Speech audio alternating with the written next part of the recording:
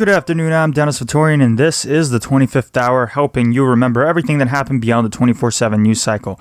Now, in this week's news for the week of January 31st to February 6, 2021. The Blasio is keeping his head down, digging the city out of snow, while Cuomo is getting hit from all sides after his disastrous nursing home report was released, leading to state lawmakers breathing down his neck. Biden vowed to go full speed ahead on COVID relief as Congress puts itself into position to advance bills without Republican help. And the Supreme Court gave its 2 cents on COVID bans on indoor worshiping as COVID numbers start to edge downward. Things may have changed by the time you hear this, starting with de Blasio. Appointments were moved due to a huge snowstorm that dropped up to 24 inches of snow in the 5 boroughs. The mayor had issued a state of emergency to prohibit any non-essential travel Monday morning ahead of the snowstorm. The city's vaccine distribution seems to fall down a racial divide, with city health department data showing whites receiving 48% of the city's vaccines, whereas blacks received 11%, Asians received 15%, and Latinos received 15%, not in line with the city's population share. We've got a problem of privilege, clearly, where folks who have been privileged have been able to access the testing in some ways with greater ease. The city also stopped workers from vaccinating more people when a problem with the appointment system revealed that more slots were available, but the online system wasn't updating fast enough. New York City Councilman Mark Traeger visited the vaccination center on Lincoln High School and saw that nobody was there to get vaccinated, with workers wandering about. What happened this past weekend was unacceptable. I was informed by people working inside of Abraham Lincoln High School, which is a vaccine site, that the site was largely empty from the morning hours all the way into the early afternoon. There was virtually no one getting vaccinated. Meanwhile, if you check the city website, it says no availability. It says that all the appointments have been booked. So one would assume that there are numerous people getting vaccinated when in fact that wasn't the case.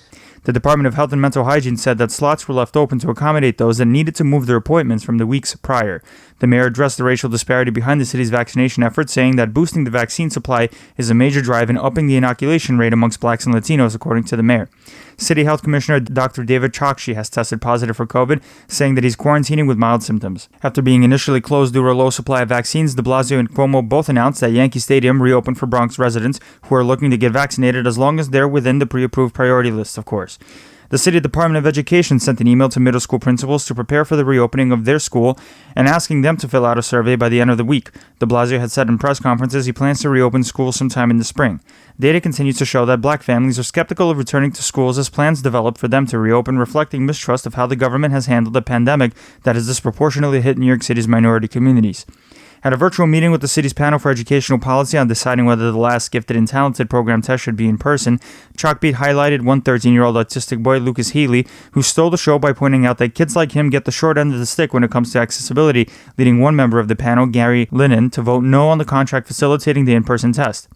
A survey by the United Federation of Teachers Union showed that 60% of the city's public school teachers would leave their jobs with the Department of Education if they could, underscoring the feeling that teachers don't feel supported by the administration during the pandemic. De Blasio said that the earlier threshold of 2 COVID cases leading to closing a school for a one-day investigation that can last as long as 10 days if contact tracers can't locate the original case is being reevaluated due to the frequent rate of school closures. Union President Michael Mulgrew is against changing that threshold.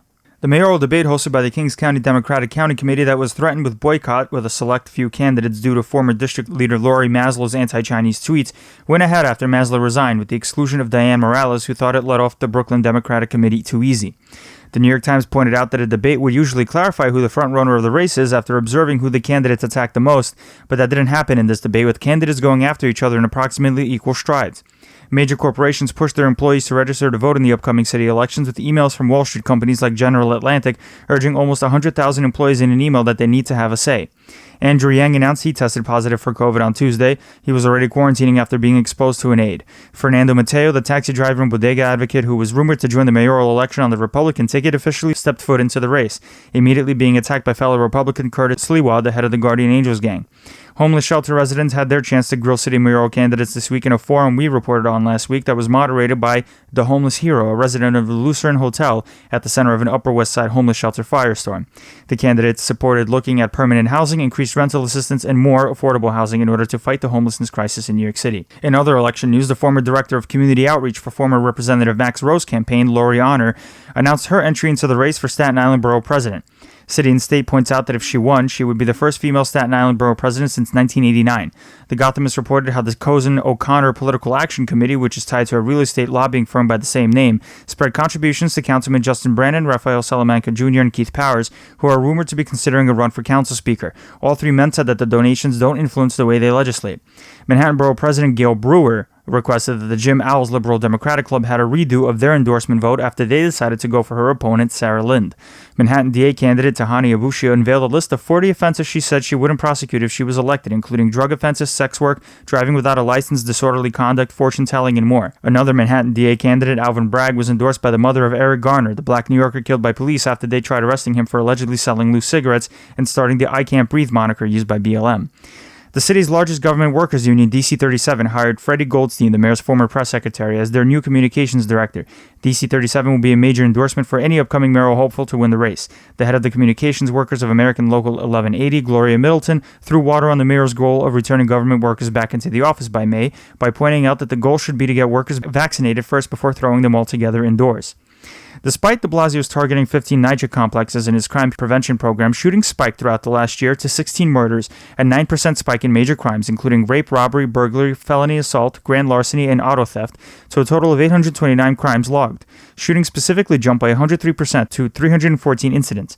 A precinct commander de Blasio seen standing in a picture with during his State of the City video, Craig Edelman, turns out to be an officer that was transferred to a different precinct after he was seen in a video not interfering when a fellow officer shoved a protester.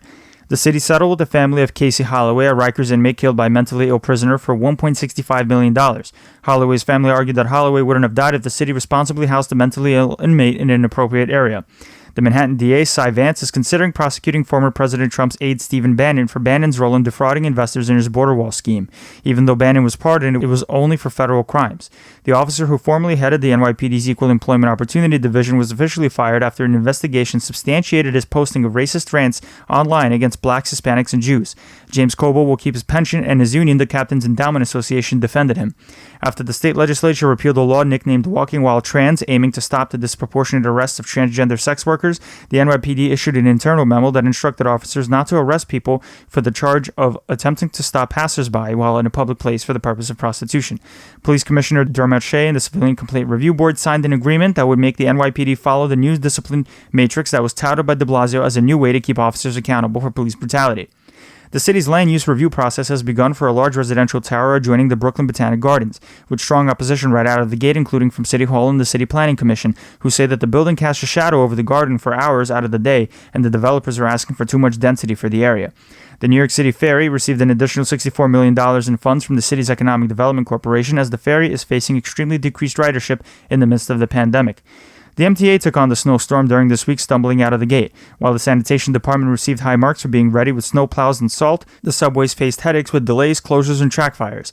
Quickly replacing new Deputy Transportation Secretary Polly Trottenberg, Mayor de Blasio chose Hank Gutman to become the city's new Transportation Commissioner. Gutman is reportedly a major ally of the mayor, as he's a campaign donor and sits on the board of Brooklyn Bridge Park, and there are hopes in particular that Gutman could support replacing the highway bridge under the Brooklyn Promenade, which is deteriorating. The MTA hired a new chief accessibility officer this week, going with Cuomo Arroyo, who used to head the accessibility office in the City Department of Transportation. Arroyo himself uses a wheelchair and used his personal experience to build the DOT's accessibility plan in his past 5 years at the agency. Mario Pelican, the MTA's chief operating officer and number 2 in the agency, is leaving his post, saying he's pursuing other opportunities in Canada and returning to his family. Politico had reported that Pelican had spent the last 4 months of his tenure in Canada anyway. Moving on to the City Council. The City Council announced 11 proposals to reform the NYPD, including decentralizing the commissioner's disciplinary decisions, ending qualified immunity, and veto power over the commissioner's nomination. The package will be introduced next week. The Daily News reported that almost 70 NYC candidates signed a pledge to fully remove police from public schools, saying there's a long-standing issue with the police presence in schools and how they handled student disciplinary issues, which would land students in jail. Activists call for more counselors and alternative disciplinary approaches. The election to replace Rory Lansman in the City Council was hampered by the nor'easter storm that covered New York City in the beginning of the week. A last-minute mailer campaign also sought to paint candidate Mumita Ahmed as an anti-Semite, pointing to earlier anti-Israeli tweets, throwing another twist into the race. Despite all of the elements throwing themselves at the race, James Gennaro came out on top with a share of 60% of the vote, making it unnecessary for the ranked choice voting system to knock out any last-place candidates. Gennaro actually held the seat before, so the district is recovering someone that used to lead them. Daniel Drum, the term-limited councilman representing parts of Queens, fired his longtime chief Chief of Staff of 12 years, Carolyn Tran, as she runs to replace him. Sources say Tran was stunned to learn of her firing and that Drum fired her for not consulting Drum of her plans to run for his seat. Drum reportedly has a favored candidate already in Shikhar Krishnan, the president of the New Visions Democratic Club, which was founded by Drum himself. Councilman Costa Constantinides' Chief of Staff, Nick Rollison, will take over for Tran. Moving on to Cuomo. Sounds like publishing that book was a bad idea. 9 health officials had quit the Cuomo administration over the past few months, having gripes about the way Cuomo handled the pandemic. The state's deputy commissioner for public health, director of the Bureau of Communicable Disease Control, and the state epidemiologist were among the states who resigned, citing Cuomo and his administration treating the state's top health officials with disrespect and reflecting the top-down approach Cuomo took in handling the state's pandemic response. The New York Post later published emails showing health officials in upstate counties were frustrated with the governor's handling of the vaccine distribution, with the governor choosing his former budget director, Larry Schwartz, to coordinate the effort, whose office issued confusing guidance on who takes priority in vaccinations depending on who's administering the vaccine. Cuomo said in a news conference last Friday that he doesn't really trust the experts. When I say experts, in air quotes, it sounds like I'm saying I don't really trust the experts, because I don't. Don't think we forgot about the recently released nursing home report by the state, which Cuomo absolutely despises. Despite the governor's assertions that the death count of nursing home residents isn't undercounted, it really is, since the original counts released by the state didn't include those that were plucked out of nursing homes and died in the hospital. The new tally of nursing home deaths put New York as the state with the highest number of nursing home residents killed by COVID. State Health Commissioner Howard Zucker added almost 4,000 residents to the almost 9,000 death count. Cuomo continues to say where residents died is irrelevant and that the count is just being used politically against him. Amidst criticism over how Cuomo is handling restaurant closures, Cuomo said that he wouldn't expand vaccine eligibility for restaurant workers to help restaurants reopen faster because the reality is that there isn't enough vaccine to go around, and asking who would the public want to get bumped from the priority list for restaurant workers. After his tirade, Cuomo ended up including them into the eligibility list anyway, letting local leaders decide their priority due to the short supply of the vaccines. Even though New York City let the new group of workers into the new eligibility pool, places such as Albany are going to hold off for the time being in favor of its immunocompromised population. Cuomo then announced that New Yorkers with comorbidities such as cancer, heart conditions, diabetes, and more are now eligible for the vaccine also. 13 people have been discovered with the UK variant of COVID, amidst labs in New York State increasing their capacity to test for the different variants out there. The governor also released new data that showed stark racial disparities in who's getting vaccinated, with only 5% of black essential workers, 5% of black New Yorkers over 65, 5% of Hispanic or Latino workers over 65, and 78% of white New Yorkers over 65 getting vaccinated. Cuomo said the disparity comes from vaccine hesitancy in minority communities. Something else people might point out about deception coming from the Cuomo administration: the cost of foam boards and paint used to create a mountain Cuomo used to illustrate the pandemic was $415.34, more than twice the amount Cuomo claimed. After the state insisted counties like Erie County schedule as many appointments as possible despite the low supply of vaccines, municipalities have to spend the rest of their bureaucratic efforts during the month of February to reschedule those appointments. The state also said it would start vaccinating 1,000 inmates over 65 years old, hours after a class action lawsuit was filed by public defenders against Cuomo and Health Commissioner Howard Zucker. Cuomo is facing increased pressure to relax his rules against restaurants even more than he already had followed his announcement that upstate eateries can reopen at 25% capacity on Valentine's Day. The Empire State Restaurant and Tavern Association, representing bars and restaurants, called on Cuomo to relax his 10 p.m. curfew, but the governor said he's not inclined to do that. Footage showed Rochester police pepper spraying a 9-year-old girl handcuffed in the back of a cop car. A 911 phone call about a family disturbance led to police arriving and seeing that the 9-year-old girl had suicidal ideations. At some point, the police were so annoyed with the little girl that one of the police said, "Just spray her at this point." Come on. I'm going to pepper spray you and I don't want to. So sit back. Then sit back. Come on. This is your last chance. Otherwise, pepper spray is going in your eyeballs. Come on, let's go. Sorry, excuse me, stage for a minute. Come on. I want my dad. Come on. I'm going to go get him. Now sit back. Come on. I will fix it. I will fix it. Dear, why, just stop for a second and take a deep breath. Hey, just stop. Please. I will get your dad. Otherwise, No, you said that you were gonna pepper spray me. No, please, no, stop. sit back. Oh, I got a bad arm. Just spray her. No, I have Just a bad spray her at this arm. point. Stop. Stop. Dear, Stop. I got her. I I'm got gonna her. pepper. Please wipe my eye. Wipe my eye, please. Unbelievable.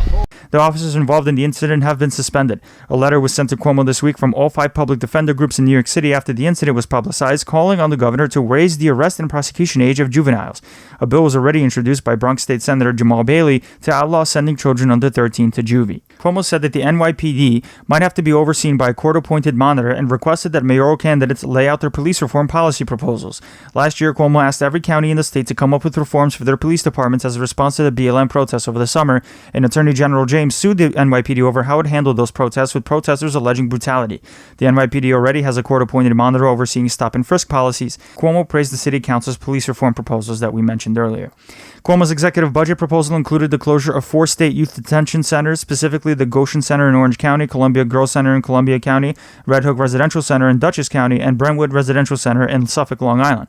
The closures weren't announced to much fanfare and could threaten up to 321 jobs. The state said the centers are chronically underfilled and will save the state $20 million. Cuomo's budget proposal also offers to cut about $93 million in funding to New Yorkers with intellectual and developmental disabilities. The State Office for People with Developmental Disabilities gave providers notice of the cuts this week. The state's 7 care coordination organizations are grouping together to oppose the cuts, which they say are deeper than announced, to the tune of $166 million if one takes cuts from earlier in the year into account. The state threatened to fine and remove billboards put up by the Shinnecock Native American tribe after the Shinnecocks refused to cease construction of a second billboard on the Sunrise Highway, protesting construction on the north side of the highway adjoining their land, saying construction exceeds safety measures. A judge refused to issue a restraining order against the Shinnecock second billboard, saying there isn't any safety issue. Newsday reported that the state even ran ads on the billboard it's now threatening to remove, with the State Department of Parks, Recreation, and Historical Preservation confirming it ran a campaign for boater safety on the tribal billboard on the south side of the Sunrise Highway. A report released by the State Department of Financial Services found that lenders have been redlining or discriminating against minority home loan applicants in Buffalo. The city remains one of the most segregated in America, with the department settling with Hunt Mortgage Company in exchange for no admission of wrongdoing. The Legislative Correspondents Association, representing reporters and editors who cover Albany, sent a letter to Cuomo this week asking for more equity and transparency for reporters who get picked to ask questions at Cuomo's briefings. The association requested Cuomo to let reporters ask follow-up questions, diversify which reporters are selected to ask questions by taking demographics into account, and give a 2-hour warning for his briefings, which have left reporters scrambling. Moving on to Albany, and starting in the Assembly. The Assembly passed Assemblyman Abate's bill to extend death benefits for the state's government frontline workers, letting families of those who perished due to the pandemic claim accidental death benefits until December 2022. A bill passed out of committee in the Assembly that has to do with the Department of Health's handling of nursing homes. Following the pandemic's effort on nursing home residents and staff, the Assembly Health Committee moved forward on a bill that would require hospitals to develop staffing plans that set ratios for nurses and patients, and mandating that nursing home show residents are getting more than 4 hours of staff care a day. Separately, the Assembly passed a bill that would let workers in the state take time off to get vaccinated. In the Senate, State Senate Republicans in the Health Committee attempted to subpoena Health Commissioner Howard Zucker for information relating to nursing home deaths at the outset of the pandemic, all in the midst of Cuomo's administration releasing those figures itself. When Senator Tom O'Mara attempted to move forward on the subpoena, his mic was muted. The Democratic chair of the committee, James Skoufis, said that the subpoena was out of procedural order and that the larger committee wanted to wait until Zucker's appearance at the meeting at the end of February. Zucker showed up to a virtual meeting with members of the state assembly, with Democrats blasting him, calling him a liar and a puppet for the governor. All 20 New York State Senate Republicans called for Zucker to resign, with Minority Leader Robert Ort saying he betrayed the trust of New Yorkers. The legislative chamber is getting ready to pass a series of bills that would institute new accountability measures against nursing homes and the health department following the nursing home death disclosures. Senate Housing, Construction, and Community Development Committee Chair Brian Kavanaugh is trying to get another rent relief program done before the budget deadline is up on April 1st. Cuomo isn't facing a headache in just the health committee. Senator Liz Krueger, who chairs the Senate Finance Committee, called for a hearing examining the expansive powers that were granted to Cuomo at the outset of the pandemic in light of the nursing home death report. State Senator Alessandra Biaggi later joined Krueger in calling for clawing back Cuomo's emergency powers, pointing out that the governor issued 65 executive orders and suspended 250 laws in his first 6 months of the emergency. Republicans in the state legislature have voted to take away Cuomo's emergency powers 11 times, each time denied by Democrats, and Cuomo's office continues to say the emergency powers granted to him by the legislature last March are limited in scope. The state Senate approved bills aimed at improving diversity in the New York education system, including encouraging schools to hire underrepresented teaching staff and holding students harmless from observing their religious and culturally significant holidays. State Senator Anna Kaplan sponsored a bill in the state Senate that would ban hate symbols by district, including fire districts, after reports of fire departments displaying the Confederate flag on their equipment and buildings, such as in Levittown, which took down their Confederate flag and now sports a Trump flag. The larger state legislature introduced a bill that was sponsored by Assemblyman Harvey Epstein and Senator Pete Harckham that seek to legalize accessory dwelling units, or called granny flats, which are usually converted basements or garages that can be used as independent living facilities. De Blasio pitched the idea last year in his State of the City speech, but it didn't go anywhere. Moving on to the state judiciary. State Supreme Court Justice Scott Del Conte ruled that Republican Claudia Tenney will be officially certified as the winner of the 22nd New York Congressional District after audits showed Tenney with an over 100-vote lead over Anthony Brindisi. Justice Del Conte paused officially finalizing the results of the 22nd District's congressional race between Claudia Tenney and Anthony Brindisi earlier due to Brindisi's request to hold a hearing as to why there should be a hand count audit of the ballots. Tenney currently leads the vote against Brindisi unofficially with 122 votes. Judge Del Conte then allowed another week's delay in the case so that the two sides can argue in a hearing about the legal ramifications of what happens if the wrong representative gets sent to Congress. Ultimately, Brindisi vowed to appeal to the state appeals court and to the House when it came time to officially certify Tenney's victory. Assailed from all three state branches of government, Cuomo was deemed to have illegally withheld nursing home deaths, according to acting Albany Supreme Court Justice Kimberly O'Connor. Justice O'Connor said that it was illogical that the health department held back nursing home mortality from the Empire Center for Public Policy's Freedom of Information requests, telling the health department to give the center the requested data by next week. Federal prosecutors charged 5 MTA workers in Manhattan Federal Criminal Court for pocketing hundreds of thousands of dollars in overtime, with each worker covering for the other when they weren't at work. Frank Pizzonia, Thomas Caputo, Joseph Ruzio, John Nugent, and Joseph Balestra took home up to $460,000 annually. Court of Appeals Chief Justice Janet DeFiore wrote in a memo to judges and court employees that the New York court system will change its processing of discriminatory conduct complaints, saying that full hearings will be held in cases where an inspector general investigation substantiated a discriminatory conduct claim by a court employee, following an incident wherein a court officer implied George Floyd, the black man who died after police officer Derek Chauvin put his knee on Floyd's neck, deserved what he got. The court officer faced a disciplinary hearing but has since returned to work. Separately, the New York City Court Commission to Reimagine the Future of New York's Courts released new guidance on how to improve the security of remote court operations, including not using the family iPad for court appearances and handling sensitive documents. The problem with that guidance is that a vast majority of court employees didn't get new devices from the state. The guidance also called for an immediate expansion of the electronic filing system, including letting administrative judges use their discretion to mandate the filing. The Buffalo Teachers Union called on 2 teachers and a psychologist to testify in a lawsuit where the union requested a preliminary injunction against reopening schools in the city. The testimony alleged that classrooms were unclean with dead mice, trash, and dirty floors in schools, and that the school district didn't let the union send an industrial hygienist to test the school environment. Supreme Court Justice Emilio Colayacovo said he's reserving his judgment after the Buffalo School District said it complied with all state and federal regulatory guidelines in order to initiate reopening its schools. In a separate class action lawsuit filed by 3 Staten Island students and the New York chapter of the Disability Rights Advocates against District 75 schools, dedicated to serving students with moderate to severe disabilities, alleged that the schools are depriving students of an equal education because the plaintiffs don't have equal access to playgrounds, cafeterias, and libraries and are getting different options for electives and extracurriculars. The rezoning process for the Brooklyn Gowanus neighborhood is being held up by Brooklyn Judge Catherine Levine after activists said the land use review process was planning virtual hearings counter to the city charter mandated in-person hearings. Judge Levine gave a partial lift to the temporary restraining order last week so that the city can release its application materials. Moving on to Biden. President Biden vowed this week that he wants to act fast on another round of COVID relief, rebuffing calls from Republicans who either say that the government needs to slow down or reduce the amount of money it plans to use to help struggling Americans, and signaling that he supports the current progress taken by Democrats to largely go it alone without Republicans. I know some in Congress think we've already done enough to deal with the crisis in the country. Others think that things are getting better and we can afford to sit back and either do little or do nothing at all. That's not what I see. I see enormous pain in this country. A lot of folks out of work, a lot of folks going hungry, staring at the ceiling tonight wondering, what am I going to do tomorrow? A lot of folks trying to figure out how to keep their jobs and take care of their children. A lot of folks reaching the breaking point. Suicides are up, mental health needs are increasing, violence against women and children is increasing. A lot of folks are losing hope. And I believe the American people are looking right now to their government for help, to do our job, to not let them down. So I'm going to act, and I'm going to act fast. A study done by the CDC revealed that race and ethnicity data are missing for almost 48% of those who received at least 1 dose, unlike gender and age data, which is nearly complete.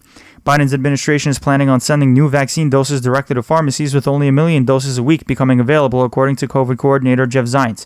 Oxford University researchers released the results of the AstraZeneca vaccine showing that it gives 76% protection for 3 months against COVID after a single dose. Johnson & Johnson officially sought an emergency authorization for its one-shot vaccine from the FDA. Their vaccine is up to 72% effective against COVID in the U.S. and has shown complete protection against hospitalizations and deaths, as well as 85% effectiveness against severe disease.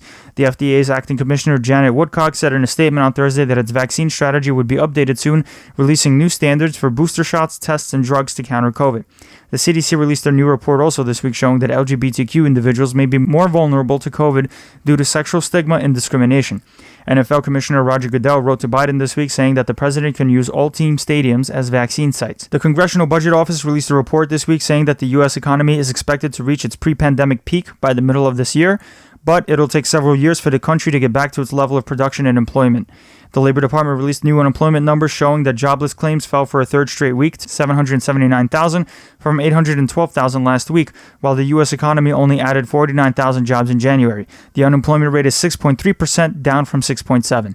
Biden signaled openness to canceling up to $50,000 in student debt per borrower following calls from Senator Schumer and Warren and Representatives Omar and Presley for Biden to take executive action or support legislative efforts to get rid of the student debt. Biden had expressed skepticism about legally canceling student debt on his own before. The Commerce Department released a report studying the trade deficit over Trump's 4 years, showing that under Trump's leadership, the trade deficit soared to its highest point since 2008, despite the former president's efforts to use a trade war against China to equalize it. Biden has been criticized for the sheer number of executive orders he signed within the first weeks of his presidency, after historically planning the practice as dictatorial. Supporters say that Biden isn't creating new programs with his executive orders, but ordering freezes of last-minute changes set by Trump and reversing others. Biden himself said that he's not creating new laws with his executive orders.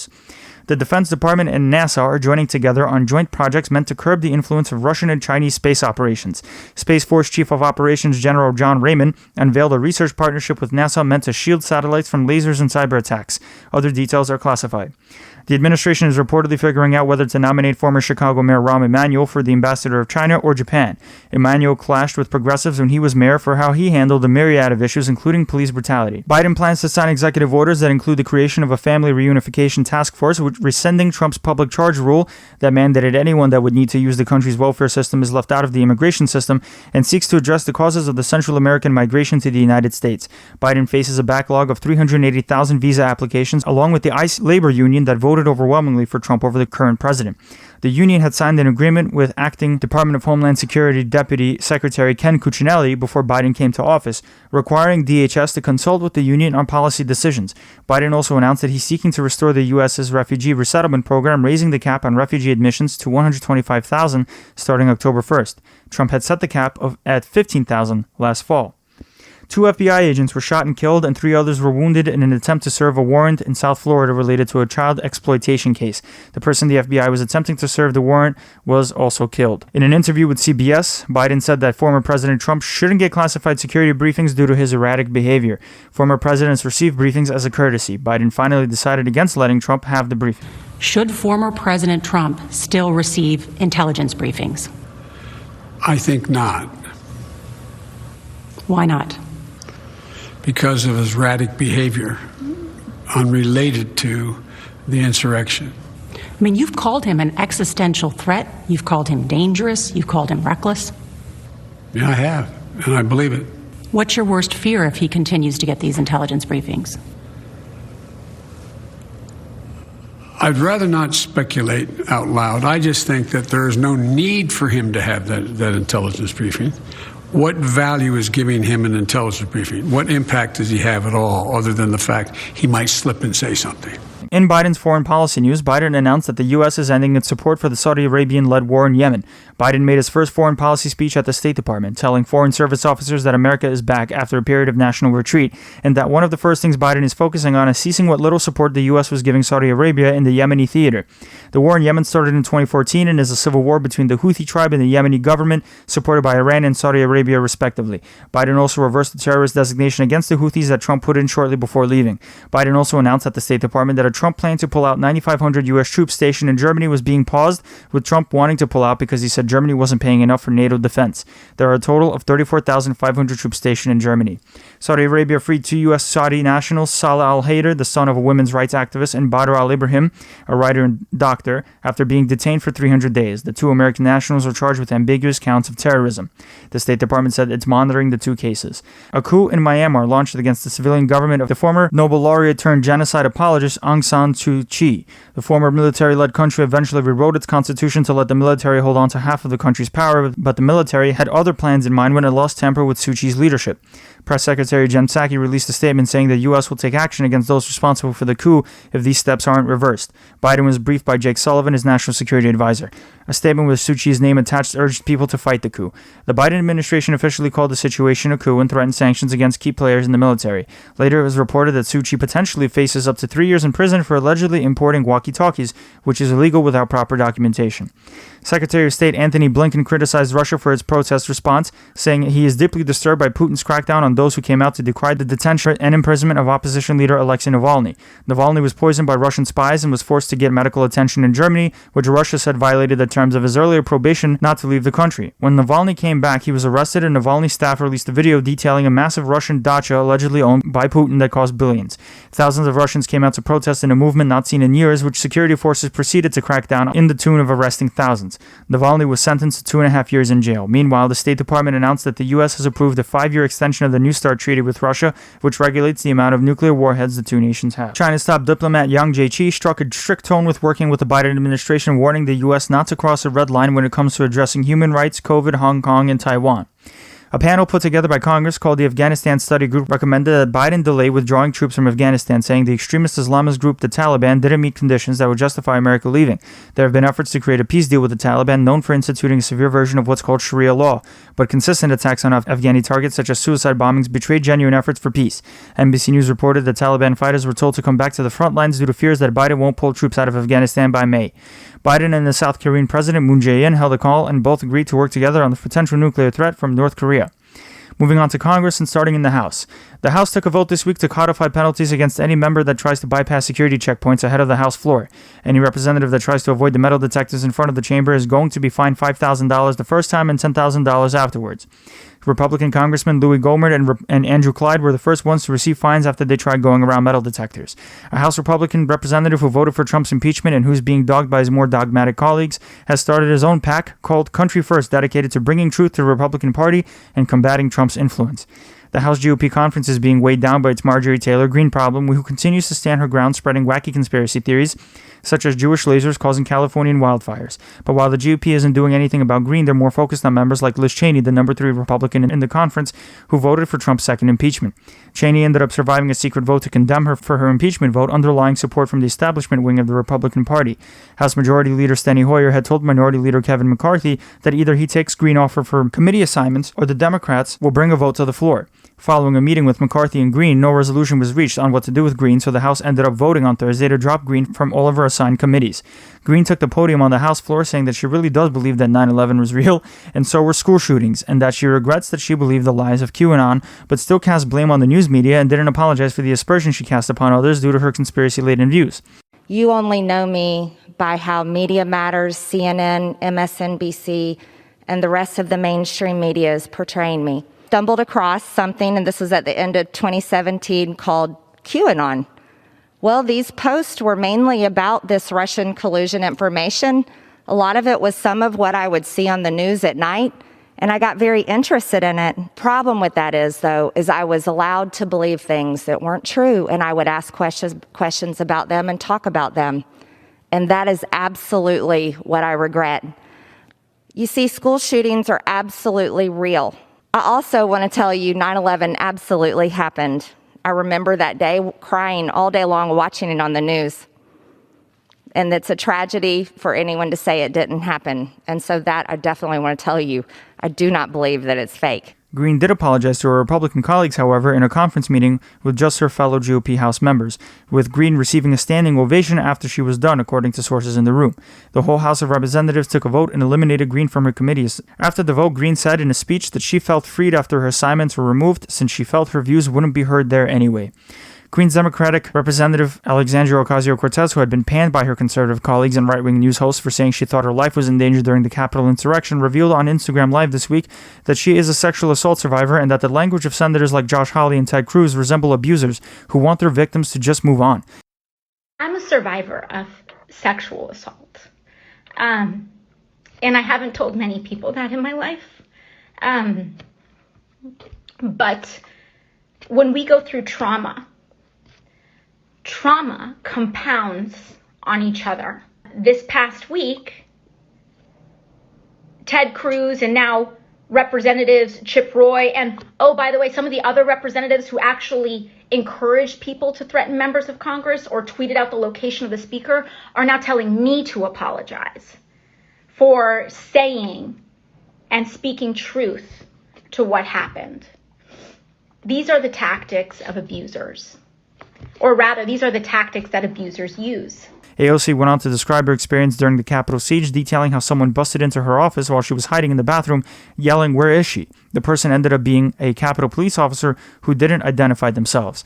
Ohio Democratic Representative Tim Ryan is reportedly planning to run for the Senate, with an announcement planned by the beginning of March, according to those who were briefed. Republican Senator Rob Portman recently announced that he wasn't running for re-election for his seat in 2 years, opening up a slew of candidates that are vying for that seat. The House passed its own budget resolution this week to match up with the Senate's, as we'll go over in a bit. Constitutionally, the House has the power of the purse, meaning legislation dealing with the federal budget originates with that chamber, but sometimes the Senate can pass its own budgetary measures pursuant to a set of rules. The two chambers still have to match up when they pass their own individual budget measures, however. Schoolhouse Rock didn't exactly cover this part. House Speaker Nancy Pelosi said that the relief bill would be cleared within 2 weeks.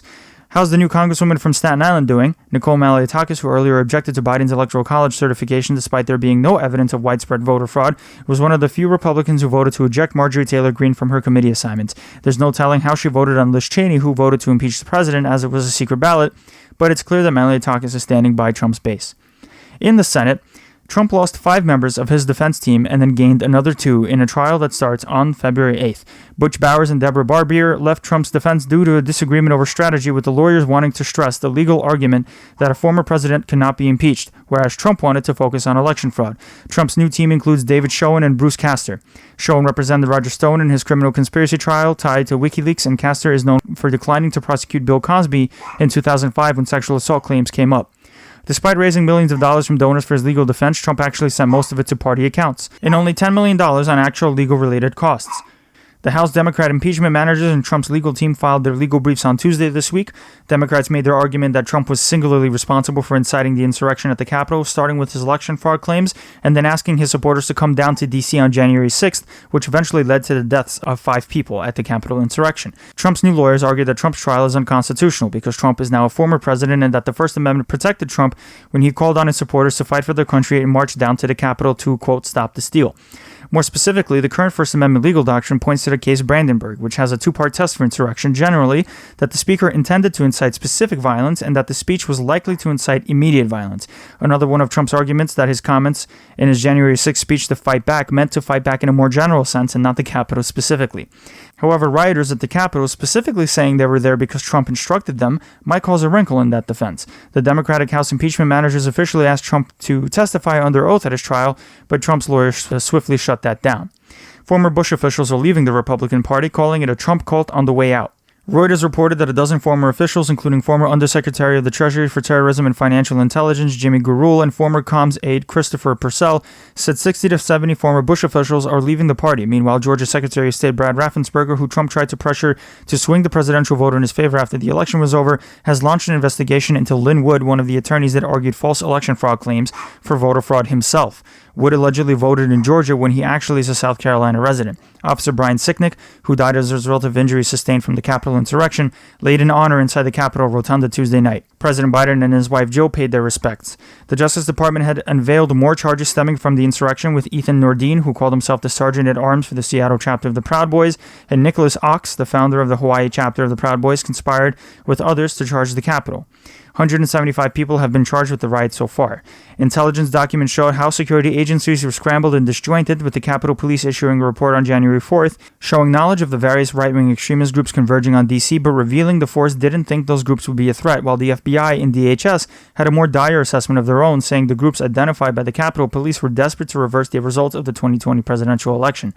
Nebraska Senator Ben Sasse, who's facing calls for censure for criticizing former President Trump, released a video addressing the Nebraska Republican Party, warning that they have to decide between conservatism and madness. Sasse is one of the potential conviction votes in the Senate against Trump. As a friend and fellow Republican, I want to shoot straight. I'm not going to spend any time trying to talk you out of another censure. I listen to Nebraskans every day, and very few of them are as angry about life as some of the people on this committee. Personality cults aren't conservative. Conspiracy theories aren't conservative. Lying that an election has been stolen, it's not conservative. Acting like politics is a religion, it isn't conservative. You are welcome to censure me again, but let's be clear about why this is happening. It's because I still believe, as you used to, that politics isn't about the weird worship of one dude. A letter penned by Susan Collins and 9 other Republican senators pitched a slimmed-down $618 billion COVID relief bill to the president. Biden invited them to the White House for an open exchange of ideas Monday afternoon. Senate Democrats are ready to move forward on relief without Republicans, however. The GOP bill doesn't include money for state and local assistance and gives targeted $1,000 checks and stimulus funds to Americans instead of $1,400. The plan would also keep the current weekly unemployment assistance amount at $300 a week, whereas the Democrats' bill and Biden's plan would increase it to $400 a week. Collins and the other Republican senators left the White House with an optimistic assessment of the work that is left to do ahead, with Collins saying that no one expected a deal to come out of the nearly 2-hour meeting. NBC reported that Democrats might inadvertently cause cuts to Medicare, though, if they pass their COVID plan because of a law called the Pay-As-You-Go Act, which triggers cuts in safety net programs as a result of any law that raises the national debt. The White House said it was open to narrowing who qualifies for stimulus checks, but that it's not budging on the $1,400 number. Despite any talk of haggling with Republicans, Senate Democrats won a narrow majority in setting up the budget reconciliation process, which would only require a majority vote to pass legislation in the Senate as long as it has something budgetary in it. The Senate ultimately paved the way for passing a relief bill without Republicans by the end of the week passing a budget reconciliation measure that would need a simple majority vote. The vote was 51-50, with Vice President Harris casting her first tie-breaking vote. Democrats fended off an hours-long vote-a-rama from Republicans who sought to introduce multiple amendments. One amendment of note was from Republican Joni Ernst, who wanted to eliminate the $15 minimum wage increase from the bill, which Democrat Bernie Sanders agreed to because he never wanted to increase it to $15 an hour all at once, but at an increment of 5 years. Meanwhile, Utah Senator Mitt Romney unveiled a plan that would send families $350 per child per month, up to $15,000 a year for multiple kids, to help families raise their children. The plan would phase out wealthier families and would eliminate some current entitlement programs to help pay for it, including the Temporary Assistance for Needy Families program, which started in 1996. The plan would also get rid of the head of household tax filing status, the child independent care tax credit, and state and local tax deductions. Majority Leader Schumer and Minority Leader McConnell finally agreed to a power-sharing agreement. Democrats will be allowed to take control of committees, with any tie votes in those committees leading to advancing bills onto the Senate floor for a vote. The media has snowballed a story about progressive House Representative AOC challenging Chuck Schumer the next time he's up for re-election. Politico reported that according to people familiar with AOC's thinking, she's thinking of primarying Chuck Schumer. Whether or not she has a chance, Schumer has taken preemptive steps to block off AOC by meeting progressive advocacy groups such as the Sunrise Movement. The Senate approved the nomination of Pete Buttigieg as the new Transportation Secretary this week and the first openly gay cabinet member. The Senate also finally approved Alejandro Mayorkas as the DHS Secretary after a slight delay. Massachusetts Democrat and former presidential candidate Elizabeth Warren said that she's joining the Senate Finance Committee with the goal of introducing bills that would reform the nation's tax and health policy. One of the first things Warren said she'll do is look into unfair hedge fund practices in the stock market after the GameStop Reddit craze this week, as well as introduce a wealth tax on fortunes over $50 million. Bernie Sanders, a fellow progressive and new chairman of the Finance Committee, is awaiting a report from the Congressional Budget Office that would spell out the effects of a $15 increased federal minimum wage, planning to use it so it'll be easier to pass through the chamber. Freshman Republican Senator and former football coach Tommy Tuberville of Alabama was asked this week on his thoughts on the antics of freshman Republican Representative Marjorie Taylor Greene, in which he replied that because of the weather, he couldn't catch up on the news about her. Moving on to the federal judiciary, Supreme Court Justice Clarence Thomas's wife, Ginny, apologized to the justice's clerks for her statement supporting Trump in 2020, saying she imposed on them a lifetime of passions. Biden's Justice Department notified the Connecticut federal court that it is dropping a discrimination lawsuit against Yale, which was originally brought by the Trump administration. The lawsuit alleged that Yale was using affirmative action to discriminate against Asians and white applicants in its college admissions. Quotas and other checklists are unconstitutional, but diversity may be used as a factor in the administration's process, according to the Supreme Court. The Supreme Court canceled arguments regarding 2 immigration cases, in particular about Trump's border wall and his Remain in Mexico policy, after Biden's DOJ requested to remove the 2 cases' appeals. As they stand through lower court rulings, Trump's use of money from the Pentagon to build his border wall, despite Congress's lack of approving using those funds, is illegal. And although the Remain in Mexico policy, which made asylum seekers wait in Mexico as their cases went through the system, was held permissible, Biden said he's not enforcing the rule anymore, making the case moot. The Supreme Court lifted a ban put in place by California that forbid indoor worshiping at religious sites like churches, but left other bans in place, such as banning singing, chanting, and limits on the number of people that can be indoors. The newest conservative Justice Barrett actually voted against lifting the ban, saying the churches didn't meet their burden as to why they're entitled to relief. The majority gave some concurrent decisions, ranging from Gorsuch and Thomas saying they would have lifted all of the bans, to Chief Justice Roberts saying he believes in deferring to state public health officials, but the ban that was lifted didn't have logical basis behind it, according to him. The liberal justices dissented, saying states should be left to carry out their own policies in light of a pandemic. We reported in the weeks prior that Rudy Giuliani, Sidney Powell, Newsmax, and OAN were sued by the voting machine software company Dominion over alleged defamatory claims against its role in the 2020 presidential election. Now Smartmatic, another voting tech company which was blamed in lies about rigging the presidential election against Trump, sued a number of defendants for defamation for a total of $2.7 billion. Among the defendants are Fox News' Giuliani, Sidney Powell, and Fox commentator Lou Dobbs. Fox said it was going to fight the claims in court, but also took Lou Dobbs off the air and canceled the show. Newsmax had to issue apologies for its lies about the election, and one of its anchors even walked off an interview with MyPillow CEO Mike Lindell, who still vociferously claims Trump won the election. Finally, in national news, in the U.S., there are currently 26.9 million logged cases of COVID and 459,000 deaths. The number of variants discovered from COVID number in the thousands, and they're all virtually harmless in regard to the ability for vaccines to fight the virus. But the South African variant is the one scientists are keeping an eye on. South Carolina and Maryland are the only 2 states that have detected that variant in the U.S., while a British variant has already infected close to 600 people. Oxford University released a study showing that its AstraZeneca vaccine is 75% effective against the UK variant. In San Francisco, the city government sued its own school district and school board over the reopening plan, which allegedly didn't have a clear plan, despite a California law which mandates one. Separately, California Governor Gavin Newsom is facing a recall effort led by Republicans who aren't happy with his stewardship of the pandemic. Yolo County Deputy Sheriff Orrin Heatley says a petition has 1.3 million signatures, which needs 2 million to spur the recall. The GameStop Reddit craze has died down, with the stock dropping almost 60% throughout Tuesday earlier this week. Georgia Governor Brian Kemp has started a Stop Stacey group ahead of the 2022 rematch between him and Stacey Abrams, who lost to Kemp amidst claims of voter suppression. Abrams is pointed to largely helping elect Georgia's newest Democratic senators, John Ossoff and the Reverend Raphael Warnock. Amazon CEO Jeff Bezos announced that he's stepping down as Amazon CEO and is transitioning to executive chairman of the board, choosing Andy Jassy to take over his role. Bezos founded Amazon 30 years ago. Columbus, Ohio police officer Adam McCoy, who shot a black man, Andre Hill, 4 seconds after spotting him in a garage, was fired and charged with murder, according to Ohio Attorney General Dave Yost. Coy was responding to calls of a suspicious vehicle at the time, didn't tell his partner he saw Hill as a threat, and didn't have his body camera on until after the shooting. The huge consulting firm McKinsey settled with 47 attorneys general investigating its role in helping skyrocket sales of opioids, which led to newly addicted Americans and the deaths of many due to overdoses. The firm will pay $573 million for helping the pharmaceutical company Purdue Pharma sell more OxyContin, leading to the deaths of 450,000 people. That's it for this week's show on the 25th Hour, helping you beat the 24/7 news cycle every Sunday afternoon. I ask that you please rate, subscribe, and share this podcast to your friends. And don't forget to become a patron today at patreon.com/the25thhournews. As always, you can email your tips and suggestions at the25thhournews@gmail.com. Follow us on most of your social media platforms and spread New York City's soon-to-be top-rated political podcast.